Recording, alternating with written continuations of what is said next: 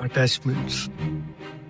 ఈ పదం ఎంత చిన్నదంటే, ఇది కలిగించే పెయిన్ అంత పెద్దగా ఉంటుంది.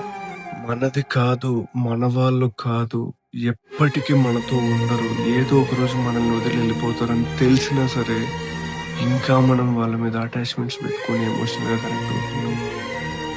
ఇంకా సాడెస్ట్ పార్ట్ ఏంటంటే, అవతల వాళ్ళు నిన్ను జస్ట్ ఒక ఆప్షన్‌గా పెట్టుకున్నారని నీకు తెలిసినా సరే, అవతల వాళ్ళు నీకు అబద్ధం చెప్తున్నారని తెలిసినా సరే, ఇంకా నువ్వు వాళ్ళ మీద అఫెక్షన్ పెట్టుకొని ఎమోషనల్‌గా కనెక్ట్ అవుతూనే ఉంటావు. రోజు బాధపడుతూనే ఉంటావు.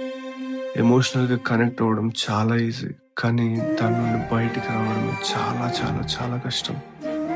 నిజంగా నీకీ కష్టం అర్థమైన రోజు నువ్వు ఇంకొకరిని ఎమోషనల్‌గా హర్ట్ చేయవు.